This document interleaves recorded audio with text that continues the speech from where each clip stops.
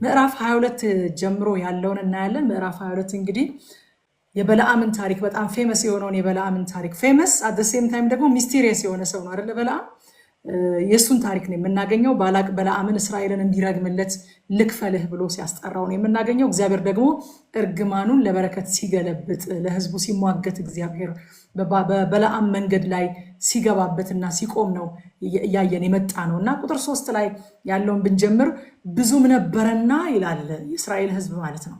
የእስራኤል ህዝብ ብዙ ነበረና ሞዓብ ከህዝቡ እጅግ ፈራ፣ ከእስራኤልም ልጆች የተነሳ ሞዓብ ደነገጠ ይላል።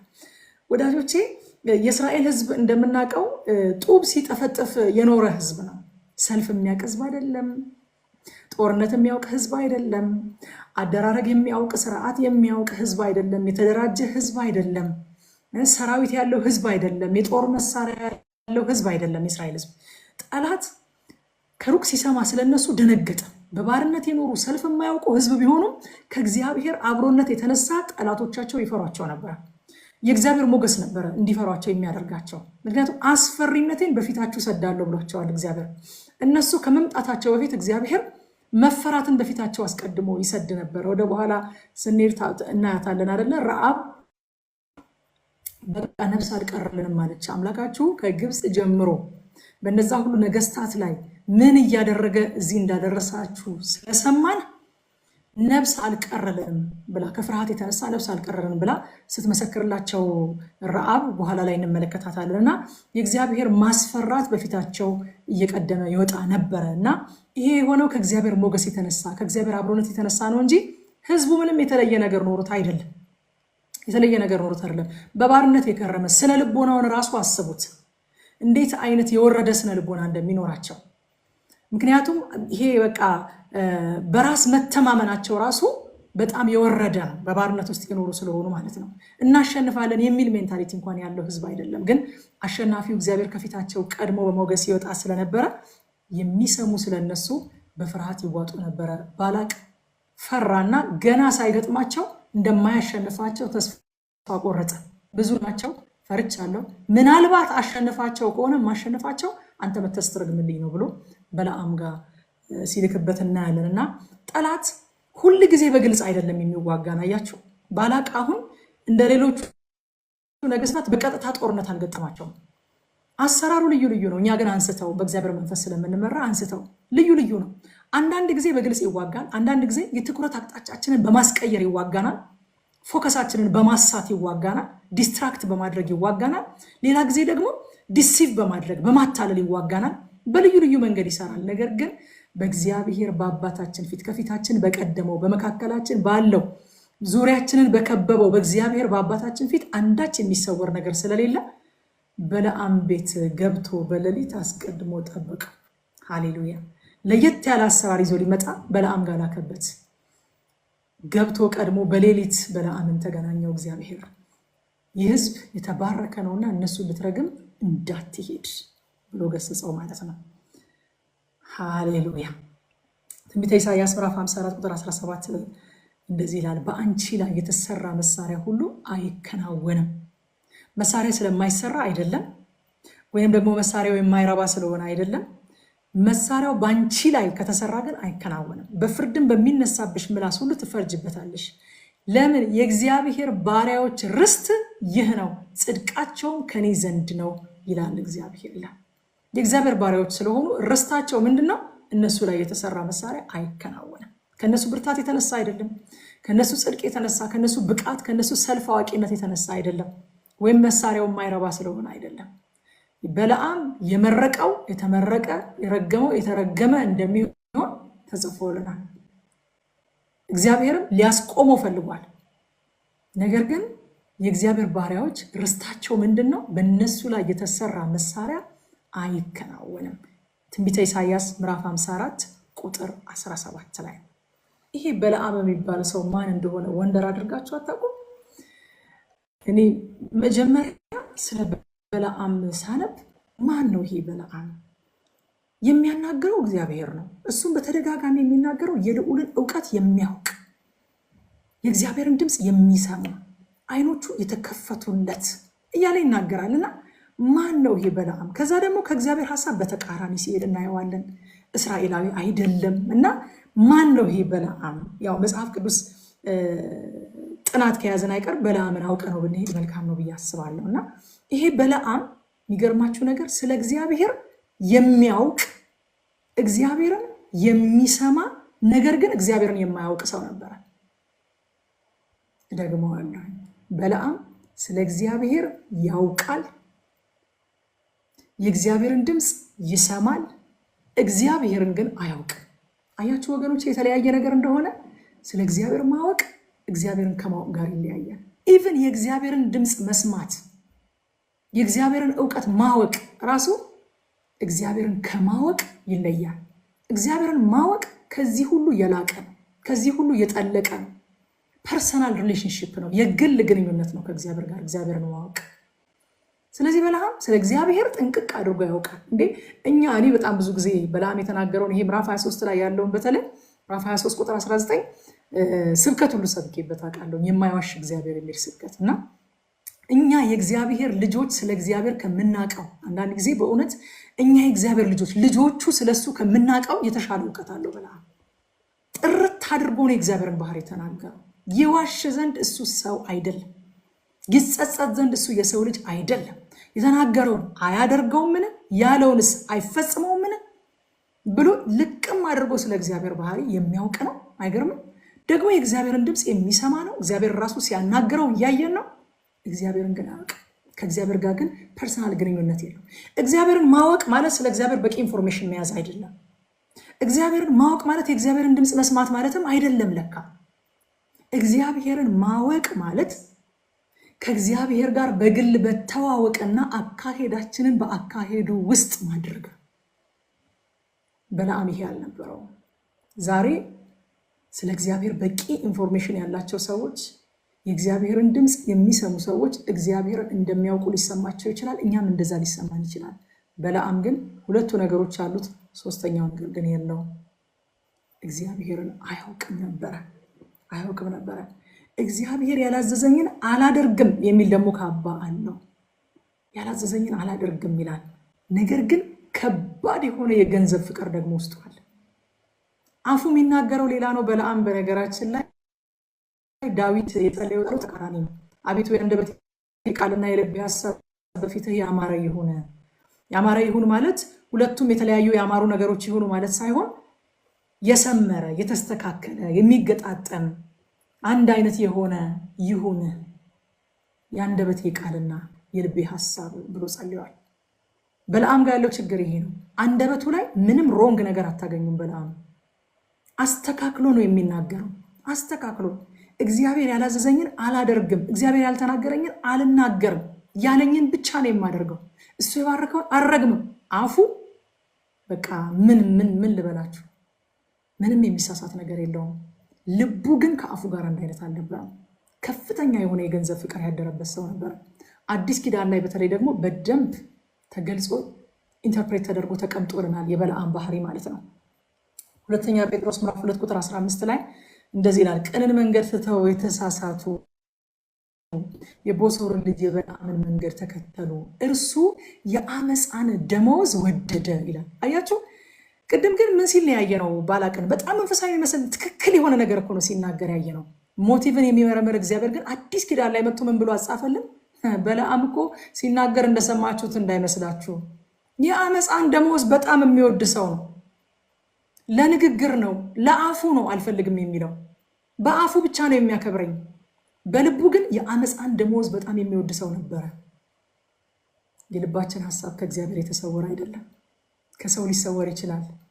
አንዳንድ ጊዜ ረቁ በቀደም ቲቶን ስናጠና እየነገረችን ነበረ፣ የውሸት ደረጃዎች እያለችን ነበርና የሆነ ደረጃ ላይ ሲደርስ ውሸት ሰው ራሱን መዋሸት ይጀምራል። አንዳንዴ እኛ ራሳችን ላናየው እንችላለን። ሞቲቫችንን በጣም የመንፈስ ቅዱስን ድምፅ ከመተላለፋችን የተነሳ ህሊናችንን በጣም ከማቃጠላችንና ከማደንዘዛችን የተነሳ የልባችንን ሀሳብ እኛ ራሳችን ላናውቀው እንችላለን። ክፉ መስሎ ላይታየን ይችላል። ጀስቲፋይ ልናደርገው እንችላለን። ከእግዚአብሔር ግን አይሰወርም። እግዚአብሔር አይምሰላችሁ አለ። በለዓም የአመፃን ደመወዝ የሚወድ ሰው ነበረ። የይሁዳ መልእክት ላይም ይሁዳም ተናግሮታል። ይገርማቸዋል በጣም ወዮላቸው አለ። ይሁዳ አንድ ምዕራፍ ነው ያለው። ይሁዳ ታውቃላችሁ። ቁጥር 11 ላይ ወዮላቸው በቃየል መንገድ ሄደዋልና ስለ ደመወዝም ለበለዓም ስህተት ራሳቸውን አሳልፈው ሰጥተዋል፣ በቆሬም መቃወም ጠፍተዋል ይላል። ስለ ደመወዝ ለበለዓም ስህተት ራሳቸውን አሳልፈው። በለዓም ስለ የደመወዝ ጉዳይ በጣም ግድ የሚለው ሰው ነው። መጽሐፍ ቅዱስ ገንዘብን መውደድ የኃጢአት ሁሉ ስር ነው ይላል። the love of money ገንዘብን ማፍቀር፣ ከሚገባው በላይ ገንዘብን መውደድ የኃጢአት ሁሉ ስር ነው። የበለዓም የኃጢአቱ ሁሉ ስር ገንዘብን መውደድ ነው። ገንዘብን ያፈቅር ነበረ። የአመፃ ደመወዝን ይወድ ነበረ። ሁለተኛ ጴጥሮስ ምዕራፍ 2 ቁጥር 15 እፈጥናለሁኝ ከሰዓቴ ጋር ለመሻማት እንግዲህ ሐሳቡ ብዙ ነገር ስላለው እሻማለሁኝና ሰዓት በጣም ይቅርታ ስለምፈጥን። ዮሐንስ ራእይ ላይም ተጽፏል ስለ በለዓም የሚገርማችሁ ነገር። ራእይ ዮሐንስ ምዕራፍ 2 ቁጥር 14 ላይ እንደዚህ ይላል፣ ዳሩ ግን ለጣዖት የታረደውን እንዲበሉና እንዲሴስኑ በእስራኤል ልጆች ፊት ማሰናከያን ሊያኖርባቸው ባላቅን ያስተማረ። አያችሁ፣ በዚህ በኩል እግዚአብሔር አላደርግም አታድርግ ያለኝን ነገር አላደርግም ይላል። ከዛ በኋላ ግን በዚህ በኩል ደግሞ የባላቅን ሽልማት የባላቅን ስጦታ የሚያገኝበትን መንገድ ይቆፍራል። የህግ ክፍተት ይፈልጋል ማለት ነው፣ ባለፈው እንደተነጋገር ነው። ከዛ ምን አደረገ አለን ዮሐንስ ደግሞ በራእይ ላይ ለጣዖት የታረደውን እንዲበሉና እንዲሴስኑ፣ በእርግማን አልጠፋ ሲሉት ማለት ነው፣ እንዲሴስኑ በእስራኤል ልጆች ፊት ማሰናከያን ሊያኖርባቸው ባላቅን ያስተማረ የበለዓምን ትምህርት የሚጠብቁ በዚያ ካንተ ጋር ስላሉ የምነቅፍብህ ጥቂት ነገር አለ። በለዓም እንደዚህ አይነት ሰው ነው። እንግዲህ አፉ የእግዚአብሔርን ቃል ይናገራል፣ ልቡ ግን በገንዘብ ፍቅር ፈጽሞ የታወረ ሰው ነው። የገንዘብ ፍቅር ምን ያህል እንደሚያሳውር በእውነት እኔ ዛሬ ቁጭ ብዬ ተደንቄ እያየሁኝ ነበር። ተደንቄ እውነትም የእግዚአብሔር ቃል ለካ ገንዘብን መውደድ የኃጢአት ሁሉ ስር ነው ሲል ያለ ምክንያት አይደለም፣ ያለ ምክንያት አይደለም። በለዓምን እንዴት እንዳሳወረው እያየሁኝ በጣም እየተደነቁ ነበር። እንዴት ከመደበኛ አስተሳሰብ ውጪ እንዳደረገው እናንተ እየቆየን ስንሄድ አሳያችኋለሁ። አንድ ህፃን ልጅ እንኳን ኦብዘርቭ የሚያደርገውን ነገር ኦብዘርቭ ማድረግ ሲያቅተው፣ አይምሮውን ሁሉ ሲያስተው፣ አይምሮውን ሲያስጥለው፣ ከመደበኛ ሀሳቤ ሲያስወጣው በጣም ይገርማል። ገንዘብን መውደድ እጅግ በጣም የሚደንቅ ነገር ነው። ሁለንተናችንን ሊያሳውረው ይችላል ማለት ነው። እና አፉ የእግዚአብሔርን ቃል ይናገራል፣ ልቡ ግን ተተብትቧል። ጌታ ኢየሱስ ክርስቶስ ያንን ዘር ስለነዛ 4 አይነት መሬቶች ላይ ስለተዘራው ዘር ሲናገር ትዝ ይላችኋል። የዘሪው ምሳሌ ላይ መልካም መሬት ላይ የወደቀው አፈራ፣ 30 60 መቶ አፈራ አለ። ከዛ ደግሞ ድንጋያማ መሬት ላይ የወደቀ አለ አለ። እሱም በቃ ፀሐይ ሲወጣ ወዲያውኑ ደረቀ አለ። እሾሃማ መሬት ላይ የወደቀው በጣም ይገርመኛል። ከ4ቱ መሬቶች እሾሃማ መሬት ላይ የዚህ ዓለም ሐሳብ ገንዘብን መውደድ ምን አደረገው ይላል? አንቆ ያዘው፣ ዘሩን እንዳያፈራ አነቀውና ያዘው ይላል። አነቀው፣ ሊያፈራ አልቻለም።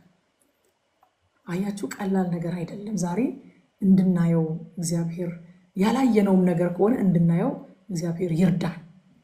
እና ዛሬም ወገኖቼ በመንፈስ ፍሬዎችና በመንፈስ ቅዱስ ስጦታዎች መካከል ያለውን ልዩነት ጠንቅቀን ልናውቅ ያስፈልጋል። በለዓም በነገራችን ላይ ስጦታው አለው። በለዓም የሚናገረው በአጋንንት መንፈስ እየተመራ አይደለም። የእግዚአብሔር ቃል ጥርት አድርጎ አስቀምጦታል። ከእግዚአብሔር እየሰማን ነገር ግን እግዚአብሔር እንደሚፈልግ፣ እግዚአብሔር እንደወደደው፣ እግዚአብሔር በፈለገው አቅጣጫ የማንናገር ከሆነ ነቢያት ሳንሆን ሟርተኞች ነን። በለዓም ሟርተኛ እንደሆነ እንስማማለን አይደል? የሚያሟርተው ግን ከአጋንንት መንፈስ እየሰማ አይደለም። አይገርማችሁ? የሚሰማው ከእግዚአብሔር ነው። የልዑልን እውቀት አውቃለሁ ይላል። ዓላማውን ከሳተ ትንቢት ሟርት ነው። ዓላማውን ከሳተ ትንቢት ለቤተክርስቲያን የተሰጠው ለምንድን ነው? ትንቢት ለቅዱሳን የተሰጠው ለምንድን ነው? ያንን ዓላማ ከሳተ ሟርት ሆኗል ማለት ነው።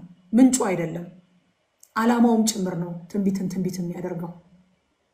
የበለዓም ትንቢት እግዚአብሔር ሆኖ ይሰማው፣ ነገር ግን ዓላማውን ስለሳተ የራሱን ሐሳብ ማስፈጸሚያ፣ የገቢ ምንጭ፣ የሆነ ያልተገባውን ሀብት ማካበቻ ስላደረገው ምን ሆነ ማለት ነው? ሟርት ሆነ። ከትንቢትነት ይልቅ ወደ ሟርትነት ተቀየረ ማለት ነው። ስለዚህ ወገኖች የትንቢት ምንጩ ብቻ ሳይሆን ዓላማውም ሊታይ ያስፈልጋል ማለት ነው። በመንፈስ ፍሬና በመንፈስ ቅዱስ ስጦታ መካከል ያለው ልዩነት ዛሬም ጠንቅቀን ልናውቅ ይገባል። በለዓም የሚሰማው የአጋንንትን ድምፅ ሳይሆን የእግዚአብሔርን ድምፅ ነበረ። የሚሰሙ ሁሉ ግን የሚታዘዙ አይደሉም። የሚሰሙ ሁሉ የሚታዘዙ አይደሉም። ድምፅ ሰማ ማለት አንድ ሰው ከእግዚአብሔር ጋር ትክክል ነው ማለት አይደለም። የሚታዘዝ ነው ማለት አይደለም። በለዓም ድምፅ ይሰማ ነበረ። በለዓም ሰማለው ስላለ አይደለም በለዓም ድምፅ እንደሚሰማ ያወቅ ነው። ራሱ የእግዚአብሔር ቃል ላይ እግዚአብሔር መጥቶ እንዳናገረው ስለተጻፈልን ነው። በለዓም እግዚአብሔር ያናገረው ነበር። የእግዚአብሔርን ድምፅ ይሰማ ነበር። አይኖቹ የተከፈቱ ነበሩ፣ ጆሮቹ የተከፈቱ ነበሩ። ከበለዓም ህይወት ጋር ግን ይሄ ስጦታ ምንም የሚያገናኘው ነገር የለም። ስጦታን ከህይወት ለይተን ማየት መቻል አለብን። ሰውን በስጦታው አይደለም እግዚአብሔር በነገራችን ላይ በመጨረሻ አንተ ታማኝ የሚለው ወይንም ደግሞ አንተ አመፀኛ የምንባለው በስጦታችን አይደለም። ስጦታውማ እግዚአብሔር ነው። ስለ ስጦታችን አይደለም በነገራችን ላይ አክሊል ራሱ የምንሸለመው አይደለም። በስጦታው ስላስፈጸምነው ዓላማ ነው። በስጦታው ስለሰራነው ስራ፣ በስጦታው ስላደረግነው ነገር ነው እንጂ ስለ ስጦታው ለምንድን ነው የምንሸለመው? እኔ ስለሰጠኋችሁ ስጦታ እኔ መልሼ እናንተን እንዲሸልማችኋለሁ። በለዓምን እግዚአብሔር እስከ ራእይ ዮሐንስ ድረስ አለቀቀው። እስከ ራእይ ዮሐንስ ድረስ አዎ የእግዚአብሔርን ድምፅ ይሰማ ነበረ። አዎ አይኖቹ የተከፈቱለት ሰው ነበረ።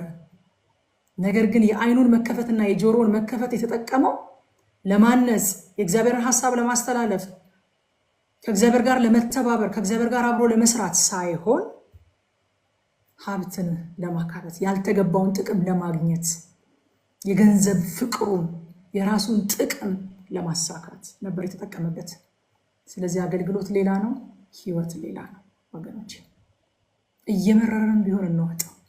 እየመረረን ቢሆን እዚህ ውስጥ እየመረራችሁ ያላችሁ ሰዎች እንዳላችሁ አውቃለሁ። አንዳንዶቻችሁን ኮመንታችሁን አያለሁ። የእግዚአብሔርን ቃል ነው በቀጥታ የምንናገረው እኛ።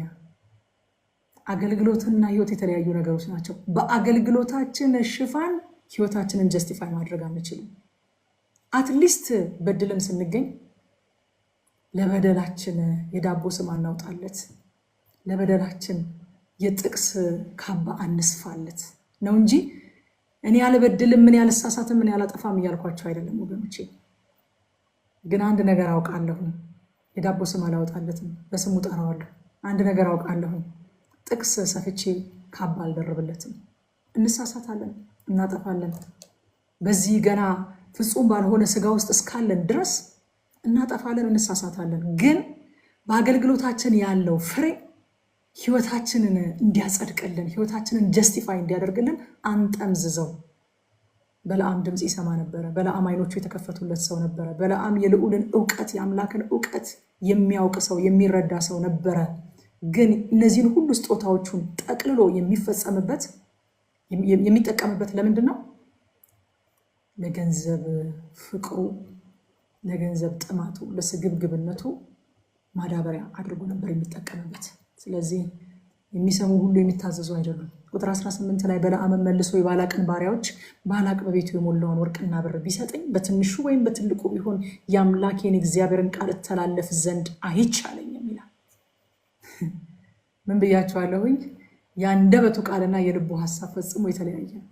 አሁን ከሞዓብ አለቆች ፊት ይሄ የተሰወረ ነው። ከባላቅ ፊት የተሰወረ ነው።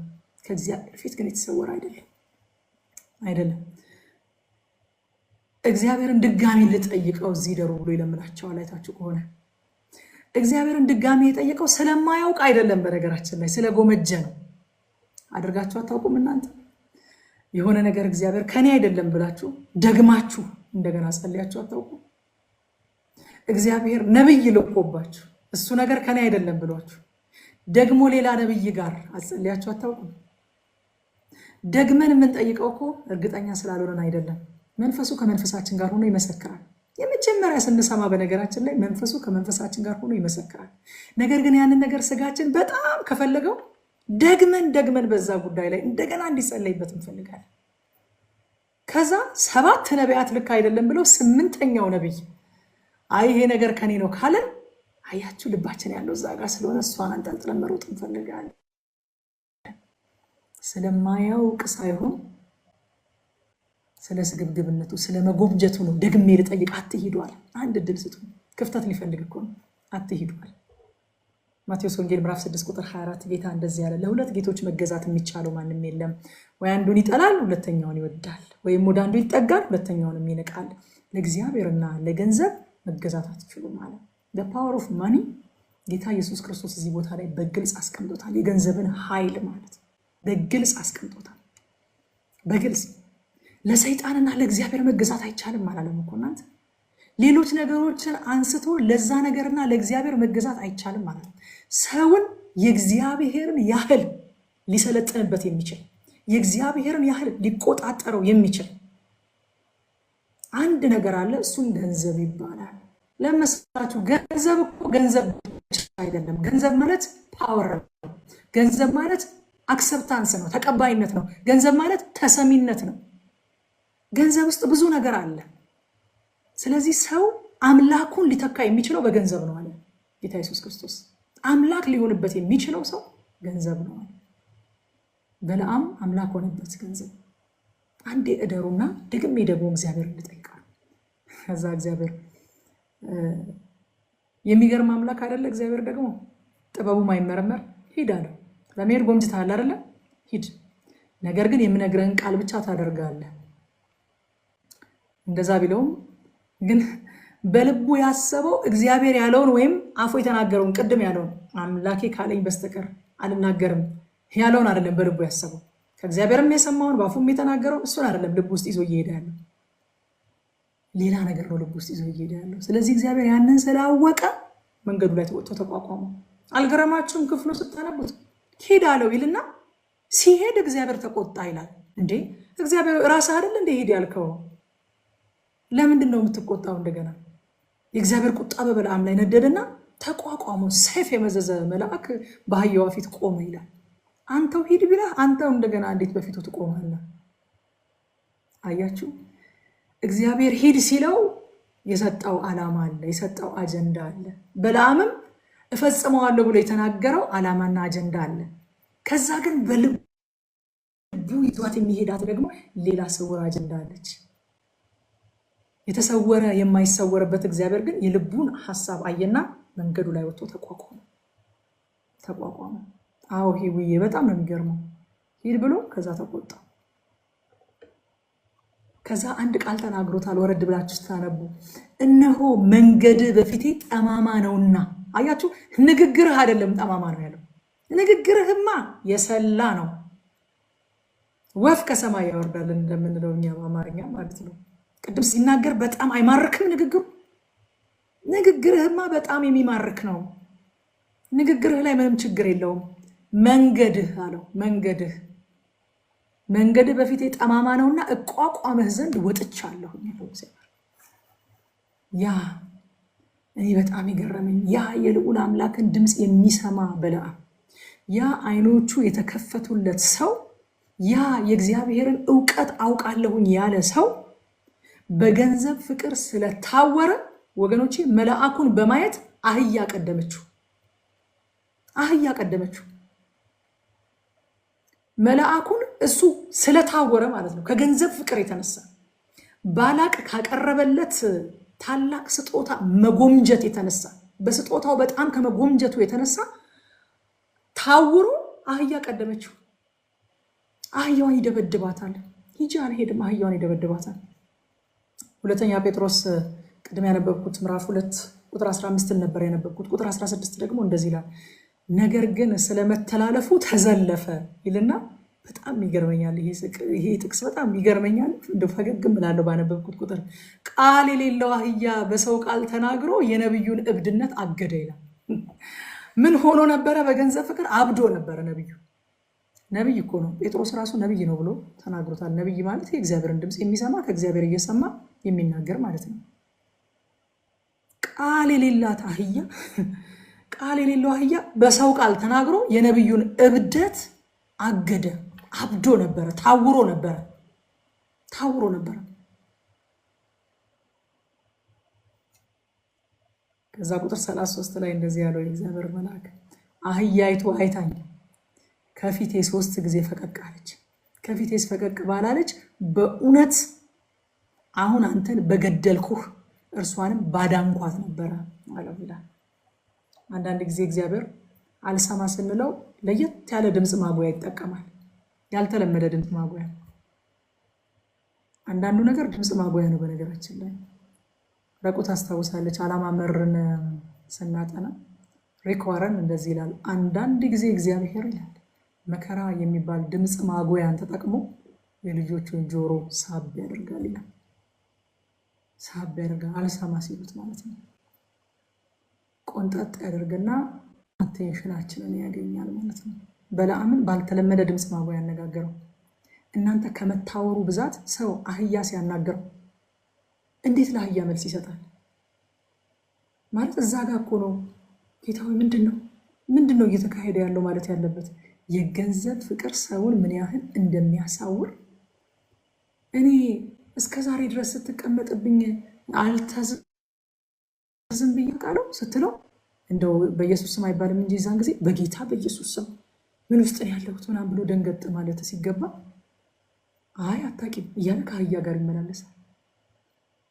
አይ አታቂም። ይሄ እኮ እንስሳት በሚያወሩበት ዘመን አይደለም። ይሄ የደንገነት ውስጥ ምናምን ነገር እንስሳት ያወሩ ስለነበረ ነው ምናምን ከዛ በኋላ ነው እንደዚህ የሆኑት ምናምን የሚል ምክንያት የምናቀርብበት ቦታ እኮ አይደለም። ቃል የሌላት አህያ በሰው ቃል ተናግራ ብሎ ጴጥሮስ ነግሮናል። አህዮች የዛም ጊዜ አህዮች ነበሩ፣ እንዳሁኑ አይናገሩም ነበረ። እንደዚህ ከዛሬ ስትጠቀምብኝ እንደዚህ ለምን መታኸኝ ስትለው ስላመጽሽብኝ ነው አይመጣውሽ። እንደው ሄዱላ ይገርምሻል እንዴ ሰይፍ እጄ ላይ ቢኖር ኖሮ እገልሽ ነበር። ከአህያ ጋር የገንዘብ ፍቅር ሰውን እዚህ ድረስ የማሳወር የማሳበድ ፖቴንሻል አለው። ለዛ ነው ጴጥሮስ እኮ እብድነቱን የነብዩን እብደት አገደችው። አህያዋ ቃል የሌላት አህያ ተናግራ የነብዩን እብደት። የገንዘብ ፍቅር ሰውን በዚህ ደረጃ ሊያሳብድ ይችላል። በዚህ ደረጃ አይምሮውን ሊያስጥለው ይችላል ሰው። አብዛኞቹ ችግሮች በነገራችን ላይ አብዛኞቹ ቀውሶች የሚፈጠሩት በስግብግብነት እንደሆነ ታውቃላችሁ። ምድር ላይ ያለው ሪሶርስ ስለማይበቃ አይደለም ሰዎች የሚራቡት። ምድር ላይ ያለ ሪሶርስ ስለማይበቃ አይደለም ሰዎች ጎዳና የሚያድሩት፣ የሚራቡት፣ የሚቸገሩት፣ መታከሚያ በቂ ሕክምና ሳያገኙ ቀርተው የሚሞቱት፣ ብዙ ችግሮች የሚፈጠሩት ስግብግብነት፣ ገንዘብን ማፍቀር፣ ገንዘብን መውደድ።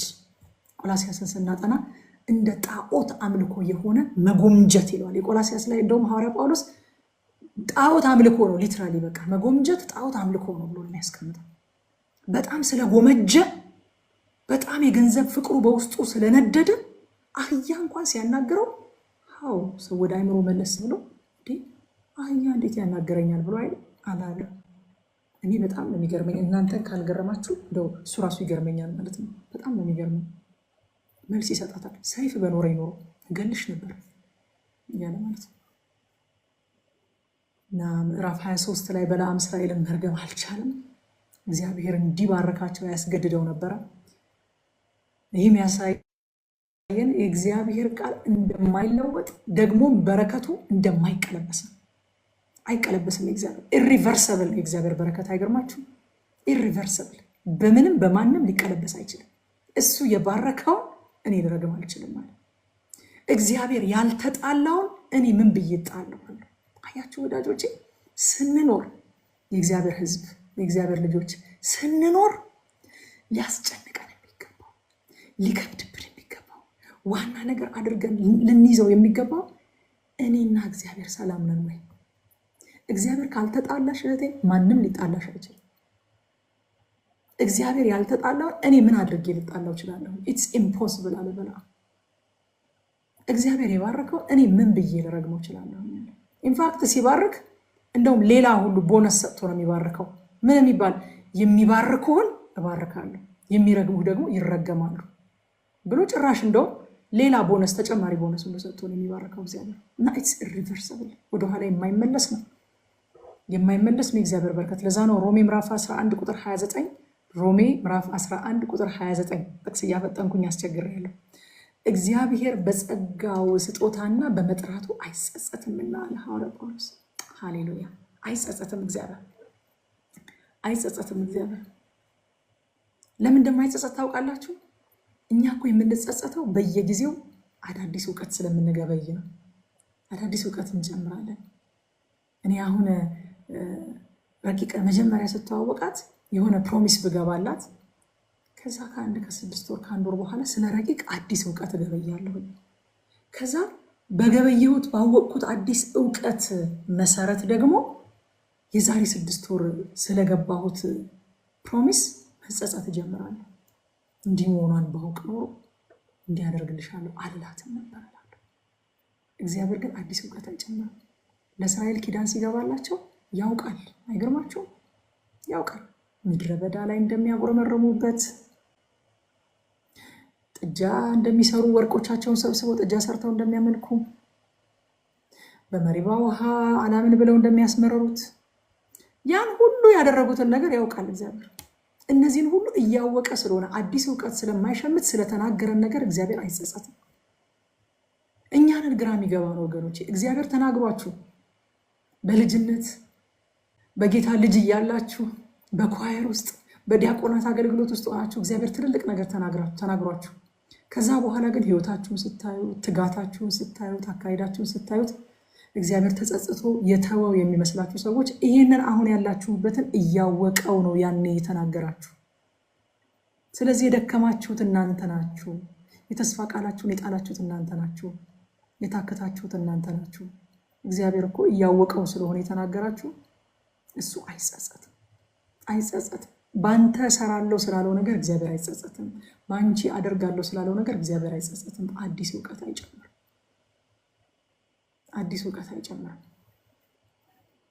ቁጥር 9 ላይ እንደዚህ ይላል፣ እነሆ ብቻውን የሚቀመጥ ህዝብ ነው፣ በአሕዛብ መካከል አይቆጠርም አለ። በለዓም አይቷቸው ብቻውን የሚቀመጥ ህዝብ ነው። የእግዚአብሔር ህዝብ ሁል ጊዜ በአሕዛብ መካከል ብቻውን የሚቀመጥ ህዝብ ነው። አይገርማችሁም? በአሕዛብ መካከል እኮ ነው ያለው፣ ግን ብቻውን የሚቀመጥ የማይደባለቅ ህዝብ ነው። አይደባለቅም፣ አይመሳሰልም። በመካከል ሆኖ ከመካከል የወጣ ህዝብ ነው። ሃሌሉያ። ከመካከላቸው ውጡ ይልና ከዛ ደግሞ እንደ በጎች በተኩላዎች መካከል ላኳችሁ ይላል። ብርሃን ናችሁ፣ ሂዱ ወደ ጨለማው ይላል። ከዛ ደግሞ ከመካከላቸው ውጡ ይላል። አያችሁ፣ ፊዚካል በመካከላቸው ነን፣ ስፒሪቹዋሊ ግን ከመካከላቸው ወጥተናል። ጌታ ይባረክ። ለዓላማ በመካከላቸው ነን፣ ከዛ ዓላማ ውጭ ግን ከመካከላቸው ወጥተናል። ብቻውን የሚቀመጥ ህዝብ በአሕዛብ መካከል አይቆጠርም፣ ከአሕዛብ ጋር አይደመርም፣ ከአሕዛብ ጋር አይመሳሰልም፣ ከአሕዛብ ጋር አይደባለቅም። በመካከል እየኖረ ከመካከል የወጣ ህዝብ ነው የእግዚአብሔር ህዝብ። ይሄ እኛም ታሪክ ነው። በቁጥር 19 በጣም ታዋቂው እኔም በጣም የምወደው በለዓም ስለ እግዚአብሔር የተናገረው እግዚአብሔር ቃል ክፍል አለ። ሐሰትን ይናገር ዘንድ እግዚአብሔር ሰው አይደለም። ለመሰላችሁ ሰው ሐሰትን የሚናገረው ከዚህ በፊትም ነግሬያቸዋለሁ፣ በሁለት ዋና ዋና ምክንያቶች ነው። ሌሎች ሊኖሩ ይችላሉ፣ ግን ሁለት ዋና ዋና ምክንያቶች አሉ። ሰው ሐሰትን የሚናገርበት፣ ሐሳቡን የሚቀይርበት፣ የሚጸጸትበት። የመጀመሪያው አቅም አንሶት እመጣለሁ ብሏችሁ ለምሳሌ ከቀረ ሳይችል ቀርቶ አስገዳጅ ነገሮች ገጥሞት ሊሆን ይችላል። ሁለተኛው ነገር ደግሞ እንዳልኳቸው እውቀትን ስለሚጨምር እንደዚህ አልመሰለችኝም ነበር እመጣለሁ ስላት ብሎ ሊሆን ይችላል የቀረው። ወይ ሐሳቡን ቀይሮ ነው ወይ ከአቅሙ በላይ የሆነ ጉዳይ ገጥሞት ነው። እግዚአብሔር ግን ሐሳቡን አይቀይርም። ለምን ከተባለ አዲስ እውቀት አይጨምርም። አቅም አያጥረውም። ለምን ከተባለ ሁሉን ቻይ አምላክ ነው። ስለዚህ እግዚአብሔር ምንድን ነው አለ? ይዋሽ ዘንድ ሰው አይደለም። መዋሸት የእግዚአብሔር ባህሪ አይደለም። እግዚአብሔር የማይችለው ነገር ነው መዋሸት። ባህሪው አይፈቅድለትም። የሰው ባህሪ ነው መዋሸት። ይዋሽ ዘንድ እግዚአብሔር ሰው አይደለም፣ ይጸጸትም ዘንድ የሰው ልጅ አይደለም። እርሱ ያለውን አያደርገውምን? የተናገረውንስ አይፈጸመውምን? አያችሁ፣ በለዓም እግዚአብሔርን አይወቅ እንጂ ስለ እግዚአብሔር ትክክለኛ ነገር በሚገባ ያውቅ። ወዳጆቼ፣ የማይነዋወጠው የእምነታችን መሰረት እግዚአብሔር አለመለወጡ። ቅርብ ቀን እንደዛ ብዬ ፖስት አድርጌያለሁ። የሊሊን መዝሙር በጣም ለመወደው እሱን መዝሙር እኔ እኮ የሚገርመኝ ለጊዜ ያው መሆንህን። በዚህ በሚለዋወጥ ዓለም እየኖራችሁ የእግዚአብሔር ያው መሆን ካልገረማችሁ ገረማለሁ። ትላንት ያያችሁት ዛሬ የለም። ትላንት የተዋደደው ዛሬ ለግድያ እየተፈላለገ ነው። ትላንትና በታላላቅ ከፍታዎች ላይ ማማዎች ላይ የነበረ ዛሬ ወርዶ ተዋርዶ መሳቂያ ሆኗል። ትላንትና በፊቱ ለመቆም የምትንቀጠቀጡለት ዛሬ በሆነ ሳጥን ውስጥ ገብቶ በፊት ለፊታችሁ አልፎ ይሄዳል። በጣም በሚለዋወጥ ነገሮች ለሰከንድ ለማይክሮ ሰከንድ በማይቆሙበት ዓለም እየኖርን እጅግ በጣም የሚያስደንቀው ነገር የእግዚአብሔር አለመለወጥ ነው። እንዳንናወጥ የሚያደርገን ነገር የእግዚአብሔር አለመለወጥ ነው። የእምነታችን ጽኑ መሰረት እግዚአብሔር አለመለወጡ ነው። እግዚአብሔር አዲስን እውቀት ስለማይጨምር አይለወጥም። ዕብራውያን ምዕራፍ 13 ቁጥር 8 እና 9 ኢየሱስ ክርስቶስ ትናንትና ዛሬ እስከ ዘለዓለም ያው ነው ይላል። ሃሌሉያ ሃሌሉያ። የሚያጸና እውነት፣ የማያሰጋ ጌታ ይባረክ። የሚያጸና እውነት ነው። ስለዚህ ይላል ቁጥር 9 ላይ ልዩ ልዩ አይነት በሆነ እንግዳ ትምህርት አትወሰዱ። እግዚአብሔር አይለወጥም። አትወሰዱ። አዳዲስ መገለጥ ይዤ መጣው እያሉ ሰዎች አያናውጧችሁ። እግዚአብሔር አይለወጥም። በነገራችን ላይ የብሉይ ኪዳኑ እግዚአብሔር በአዲስ ኪዳንም ያው እግዚአብሔር ነው። እግዚአብሔር አልተለወጥም። ኪዳኑ ቢለወጥም እግዚአብሔር አልተለወጥም። ዛሬም ቅዱስ ነው፣ ዛሬም መሐሪ ነው፣ ዛሬም ፍቅር ነው፣ ዛሬም ጻድቅ ነው። አልተለወጠም። ዛሬም ኃጢአትን ይቀጣል፣ በፊትም ኃጢአትን ይቀጣል። አልተለወጠም እግዚአብሔር። ልዩነቱ ዛሬ ኃጢአት ሁሉ በክርስቶስ ኢየሱስ ላመኑ እርሱ ቅጣታቸውን ተቀብሎላቸዋል ነው እንጂ እግዚአብሔር ዛሬም ማንነቱን ቀይሮ ከኃጢአት ጋር የሚስማማ አምላክ ነው። አዲስ ኪዳን እንጂ አዲስ እግዚአብሔር የለም ብዬ አንድ ቀን የሆነ አንድ ጽሑፍ ጽፌ ነበረ። አዲስ እግዚአብሔር የለም፣ አዲስ ኪዳን ነው ያለው። እግዚአብሔር እሱ ያው ነው። ስለዚህ ልዩ ልዩ አይነት በሆነ እንግዳ ትምህርት አትወሰዱ። የአዲስ ኪዳኑ እግዚአብሔር የብሉይ ኪዳኑ እግዚአብሔር የሚባል የለም። በነገራችን ላይ አዲስ ኪዳን አለ፣ ብሉይ ኪዳን አለ። እግዚአብሔር ግን ያው እግዚአብሔር ነው። እዛ እንደዚህ ያለ የጻድቃንን ሞት እኔ ልሙት እርገማቸው ተብሎ መጥቶ እኮ ነው። የጻድቃንን ሞት እኔ ልሙት ፍጻሜም እንደነርሱ ትሆናል። የእግዚአብሔር ሕዝብ እንኳን ሕይወቱ ሞቱ ያስቀናል፣ እናንተ ፍጻሜው ያስቀናል። ፍጻሜም እንደነሱ ትሆናል። ቁጥር 21 ላይ በጣም የሚገርም ቃል ተናገረ። በያዕቆብ ላይ ክፋትን አልተመለከተም፣ በእስራኤልም ጠማምነትን አላየም። አምላኩ እግዚአብሔር ከእርሱ ጋር ነው፣ የንጉሥም እልልታ በመካከላቸው አለ። በያዕቆብ ላይ ጠማምነት የለም፣ ክፋትን አልተመለከተም። ይገርማል እኮ በብዙ ማጉረምረም፣ በብዙ በደል አለቃ መርጦ ወደ ግብፅ ሊመለስ እየተነጋገረ ያለን ህዝብ እግዚአብሔር የራሱን መነጽር ሰጠውና ለበለዓም በዚህ መነጽር ያቸዋለሁ። በእኔ መነጽር እስኪ እኔ እንደማያቸው ያቸዋለሁ። እኔ ማያቸው በኪዳን ሃሌሉያ፣ በኪዳን ነው የማያቸው፣ በስራቸው አይደለም የማያቸው አለ እግዚአብሔር። ጠላት እኛን ሲያይ ማለት ነው። አንድ ጊዜ ፓስተር ሞምን አለ ሲያስተምረን የእግዚአብሔር አለ ልክ የሆነ ቢልዲንግ ሲሰራ አንድ ሰው ዲዛይኑን ይሰራና ያለቀውን ዲዛይን ፊት ለፊት ላይ አምጥቶ ይለጥፈዋል አይደለ? ቢልዲንጉ ወይም ህንፃው ሲያልቅ ምን እንደሚመስል የሚያሳይ ቆንጆ ዲዛይን አምጥቶ ፊት ለፊት ላይ ይለጥፍና አጥሩ ላይ በትልቁ ከዛ በኋላ ውስጥ ጭቃ አለ፣ ይቆፈራል፣ ይቦካል፣ ብረቱ፣ ሲሚንቶ፣ ምኑ ትርመስመስ ያለ ነገር ውስጥ አለ። ከውጭ የሚያልፍ ሰው ግን የሚያየው ምኑ ነው? ዲዛይኑን እያየ አቤት እዚህ ጋር የሚመጣው ህንፃ እና እግዚአብሔር ለበለዓም ዲዛይኑን ያሳየዋል። ውስጥ ያለውን ትርምስምስ ያ አለቃ መርጦ ወደ ግብፅ ለመመለስ የሚደረገው ሙከራ፣ ያንን ማጉረምረም፣ ያንን ስድብ፣ ያንን ኮምፕሌን ማድረግ እሱን አላሳየውም። ያለቀውን ዲዛይን አሳየውና በያዕቆብ ላይ አለ ክፋትን አልተመለከተም፣ በእስራኤል ላይ ጠማምነትን አላየውም ማለት አላየም። አምላኩ እግዚአብሔር ከእርሱ ጋር ነው፣ የንጉሥም እልልታ በመካከላቸው ነው። የመጨረሻውን ውጤት ነው ለጠላታቸው የሚያሳያቸው፣ የመጨረሻውን ውጤት። ሃሌሉያ ሃሌሉያ። ዛሬም እኛ ነን ወገኖች የራሳችንን እያየን ቀና ብለን መሄድ የሚያቅተን እንጂ ጠላታችን ሲያየን የለበስነውን ክርስቶስን የምናየው፣ እግዚአብሔርም ሲያየን የለበስነውን ክርስቶስን የምናየው። ክርስቶስን ለብሰን በውስጣችን ግን በውስጣችን እንሰራ። ግን ገና ለገና እየተሰራው ነን ብለን ደግሞ ክርስቶስን መልበሳችንን አንርሳ። ድፍረታችንን አንጣል። በእግዚአብሔር ፊት ስንቆም ድፍረታችንን አንጣል። በጠላታችን ፊት ስንቆም ድፍረታችንን አንጣል። በሁኔታ ፊት ስንቆም ድፍረታችንን አንጣል። ክርስቶስን ለብሰናል፣ ከውስጥ ግን እየተሰራን ነው። እግዚአብሔር ተቆራረጠ እንዴ? ወይኗ እየተቆራረጠ ነው? እየተቆራረጠ አይደለም ነው። እሺ ኮፒ ሊንክ ባካችሁ የሚል ሳይ ተቆራርጦ እንደሆነ ብዬ ነው። ስለዚህ እግዚአብሔር ከለላቸው፣ ሸፈናቸው። ከዛ በኋላ በያዕቆብ ላይ አስማት የለም ማለት፣ በእስራኤል ላይ ሟርት የለም። በጊዜው ስለ ያዕቆብና ስለ እስራኤል እግዚአብሔር ምን አደረገ ይባላል። በመካከላቸው ያለው እግዚአብሔር በዙሪያቸው እንደ ጋሻ ስለጋረዳቸው ሟርቱ አይነካቸውም ሟርቱ። አንደኛ ዮሐንስ ምዕራፍ 4 ቁጥር 4 ላይ ልጆች ሆይ እናንተ ከእግዚአብሔር ናችሁ አሸንፋችሁማል፣ በዓለም ካለው ይልቅ በእናንተ ያለው ታላቅ ነውና። በዓለምም አለ የለም አይደለም፣ ይናቅ አይደለም ያለው፣ ግን በእናንተ ያለው በዓለም ካለው ይልቅ ታላቅ ነውና። ሉቃስ ወንጌል ምዕራፍ 10 ላይ ጌታ ኢየሱስ ክርስቶስ እነሆ እባብና ጊንጡን ትረግጡ ዘንድ በጠላት ኃይል ሁሉ ላይ ስልጣን ሰጥቻችኋለሁ፣ የሚጎዳችሁም ምንም የለም። የጠላት ኃይል አለ፣ ነገር ግን በጠላት ኃይል ሁሉ ላይ ደግሞ ስልጣን ሰጥቻችኋለሁ አለ። የተስፋ ቃሉ በእኛ ፍጹምነት ሳይሆን በጸጋው ላይ የተመሰረተ ስለሆነ ለጠላት እድል ፈንታ አንስጥ። ምዕራፍ 24 አልገባውም እስካሁን።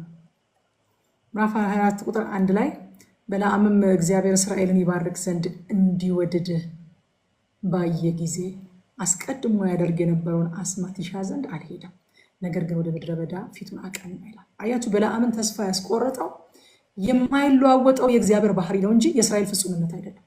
ሲያየው እግዚአብሔር በለዓም በግራ ቢሄድ በቀኝ ቢሄድ፣ በዚህኛው ተራራ ቢሞክር በዚያኛው ተራራ ቢሰዋ፣ ደግሞ ቢጠይቀው ምን ቢለው እግዚአብሔር አንዴ ወዷል፣ በቃ ሊቀይር አይችልም።